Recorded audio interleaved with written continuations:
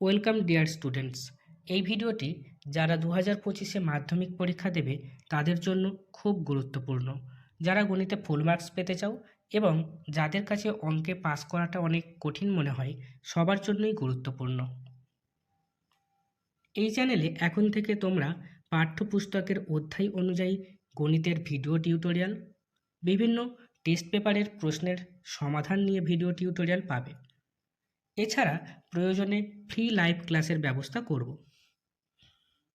এখন একচল বিশিষ্ট দ্বিঘাত সমীকরণ অধ্যায় থেকে প্রথম পর্যায়ক্রমিক মূল্যায়ন থেকে মাধ্যমিক সব পরীক্ষায় কত নম্বরের প্রশ্ন আসে সেটা দেখা যাক। প্রথম পর্যায়ক্রমিক মূল্যায়নে দেখো একচল বিশিষ্ট দ্বিঘাত সমীকরণ থেকে কি প্রশ্ন থাকে। একচল বিশিষ্ট দ্বিঘাত সমীকরণের সমাধান, এই সমাধান থাকবে কটা না, দুটি প্রশ্ন থাকবে সমাধান থেকে। তার মধ্যে একটি করতে হবে 3 নাম্বারের। আর কি থাকছে না, বাস্তব সমস্যার সমাধানে দ্বিঘাত সমীকরণের প্রয়োগ, অর্থাৎ সমীকরণ গঠন ও সমাধান, সেখানেও দুটি প্রশ্ন থাকবে। তার মধ্যে একটি করতে হবে 4 নাম্বার। অর্থাৎ প্রথম পর্যায়ক্রমিক মূল্যায়নে একচল বিশিষ্ট দ্বিঘাত সমীকরণ থেকে থাকছে 3 + 4 = 7 নাম্বার। ওকে, এবারে আমরা দেখি যে একচল বিশিষ্ট দ্বিঘাত সমীকরণ থেকে দ্বিতীয় পর্যায়ক্রমিক মূল্যায়নে কত নাম্বার থাকে।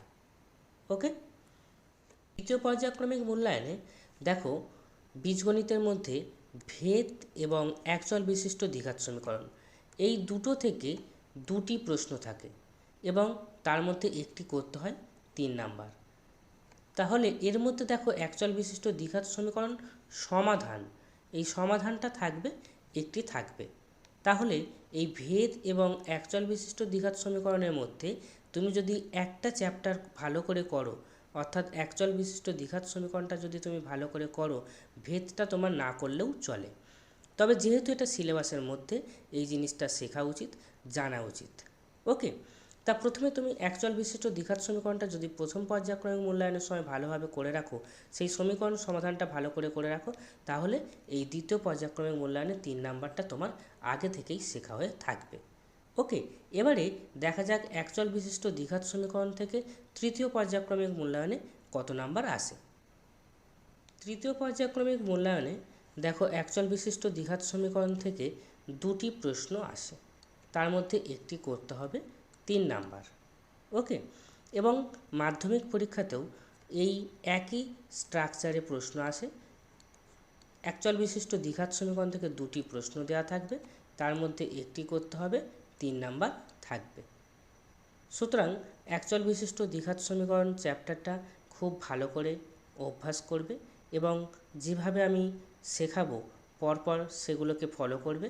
অবশ্যই তোমরা মাধ্যমিকে এই 3 নাম্বার খুব সহজে পেতে পারবে।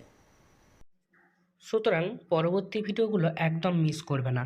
দ্বিঘাত সমীকরণের প্রত্যেক টাইপের সমস্যা ও তার সমাধান নিয়ে আলোচনা করব, যা তোমাদের জন্য খুব উপযোগী হবে। তোমাদের প্রত্যেকটা চ্যাপ্টারই ডিটেলসে আলোচনা করব, তাই ভিডিওগুলো মিস না করতে চ্যানেলটি সাবস্ক্রাইব করে রাখবে। ধন্যবাদ।